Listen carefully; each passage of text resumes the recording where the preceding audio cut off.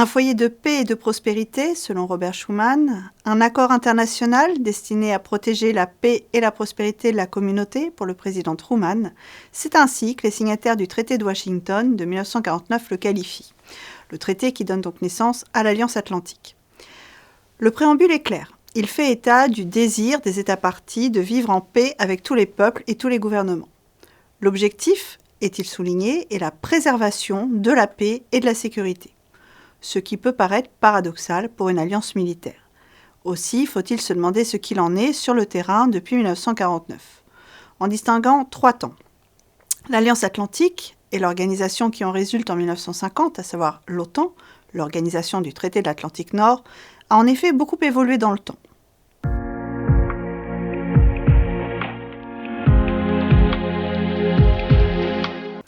Commençons par la première période, celle de la guerre froide. L'Alliance vise alors la préservation de la paix à l'intérieur des frontières de ses pays membres.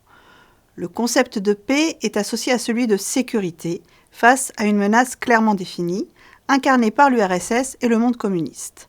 L'Alliance repose ainsi sur un socle de valeurs communes, celle de la démocratie libérale. Au début de son existence, cependant, l'Alliance peine à se saisir de ce concept de paix, en partie parce que le bloc communiste l'a totalement incorporé à sa propagande, au point d'en faire une sorte de monopole. Dirigé par le communiste français Frédéric Joliot-Curie, le mouvement de la paix, dont les affiches sont dessinées par Picasso, prend à partie les opinions publiques du monde entier. On y milite pour l'interdiction des armes nucléaires. L'engagement des États-Unis, en Corée d'abord, au Vietnam ensuite, permet de les présenter comme une puissance belliciste. Les communistes réussissent ainsi à faire oublier que ce sont leurs partisans qui, dans les 2 cas, ont déclenché les hostilités.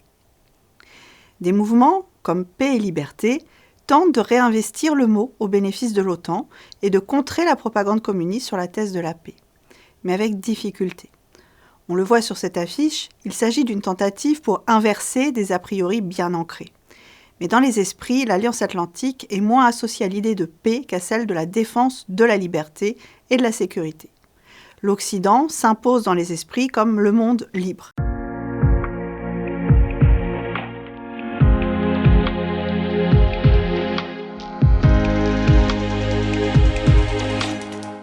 L'objectif de paix de l'OTAN est d'ailleurs géographiquement limité à ses frontières. Il s'agit d'assurer une paix durable en Europe, en Amérique du Nord, grâce au principe de la défense collective. Défini dans l'article 5 du traité de Washington, il permet de considérer qu'une attaque contre un membre de l'Alliance est dirigée contre tous les alliés. Concrètement, dans ses modalités, ce combat pour la paix repose sur la dissuasion. Il s'agit de mettre les forces de tous les pays membres en commun pour aligner un maximum de troupes.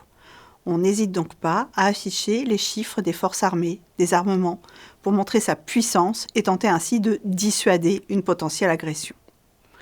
Pour résumer, je dirais que pendant la guerre froide, plus que la paix, c'est la liberté de ces pays membres que défend l'Alliance, en faisant montre pour cela de sa force.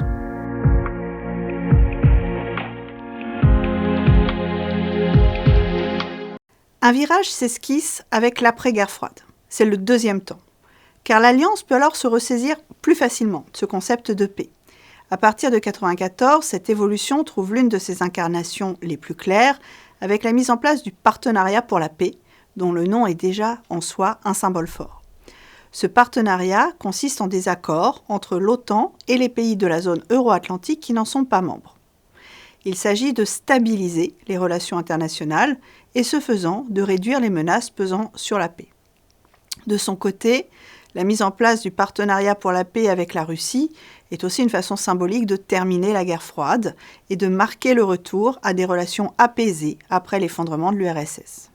Cette évolution se traduit aussi, après la fin de la guerre froide, par la participation de l'OTAN à des missions de maintien de la paix, comme celle menée au Kosovo depuis 1999. Ce faisant, l'OTAN participe à l'effort de sécurité collective des Nations Unies. Elle agit ainsi au bénéfice de la paix mondiale. L'évolution, cependant, ne conduit pas à un renversement stratégique. La colonne vertébrale de l'Alliance est et demeure la sécurité de ses États membres. Les missions de maintien de la paix, menées par l'OTAN, sont avant tout menées en fonction de cet objectif premier. Qu'il s'agisse de missions de rétablissement de la paix ou de maintien de la paix, les opérations auxquelles participe l'Alliance présentent en effet le point commun d'affecter directement ou indirectement la sécurité des pays membres. Soit parce que l'espace conflictuel est proche, comme l'ex-Yougoslavie aux frontières de l'Europe, soit parce que de la zone concernée peuvent partir des actions contre les pays membres. C'est la raison pour laquelle l'Alliance lance l'opération Ocean Shield au large de la Somalie en 2009 pour lutter contre la piraterie et le terrorisme. Dans tous les cas, il s'agit bien d'assurer la stabilité intérieure en intervenant à l'extérieur de l'OTAN.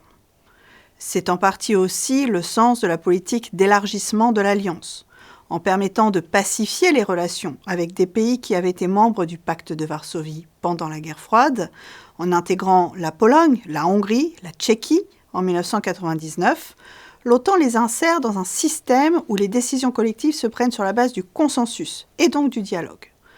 Organisation intergouvernementale, l'OTAN est en effet aussi un forum d'échange et donc de conciliation. C'est déjà pour cette raison que la Grèce et la Turquie, aux relations plus que tendues, avaient été intégrées ensemble en 1952. Et c'est évidemment l'un des objectifs des élargissements à l'Est après 1999.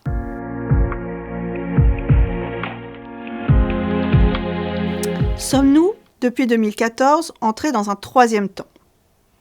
Depuis 2014 et l'annexion de la Crimée par la Russie, l'Alliance fait face à une situation qui n'est pas sans rappeler la période de la guerre froide. C'est encore plus vrai depuis 2022 et l'attaque russe contre l'Ukraine. Le partenariat pour la paix avec la Russie et la Biélorussie a été suspendu. Et le vocabulaire a de nouveau évolué. Alors que Vladimir Poutine accuse couramment l'OTAN de menacer la paix, en s'étendant vers l'Est, on parle plus volontiers, côté occidental, de réarmement et de remobilisation dans une perspective de nouveau de dissuasion. Ce réarmement, pour leur potentiel et les discours de fermeté, ont bien comme objectif de dissuader l'agression et de maintenir ou rétablir la paix. Mais on relève un retour de la guerre de communication qui avait déjà marqué la guerre froide entre l'Occident et la Russie qui a succédé à l'URSS. Il y a là un enjeu crucial. Les deux camps mènent une guerre pour la conquête des esprits et des opinions. Côté occidental, il s'agit aussi, prioritairement, aujourd'hui comme durant la guerre froide, de dissuader la Russie d'une agression contre un pays membre. Les pays baltes et la Finlande, entrés avec la Suède dans l'OTAN en 2023, sont ceux qui se sentent les plus menacés. Le déploiement des forces de l'Alliance s'est donc recentré sur son territoire, en Baltique et en Roumanie. La France y participe à hauteur de 2500 hommes en 2025, comme on le voit sur cette carte. L'Alliance revient donc à sa fonction première, la défense du territoire de la zone euro-atlantique. Mais nous sommes aujourd'hui dans une période cruciale où on peut se demander s'il ne sera pas nécessaire, dans l'avenir, de faire la guerre pour préserver la paix. Cette histoire, lancée en 1949, n'est donc pas achevée.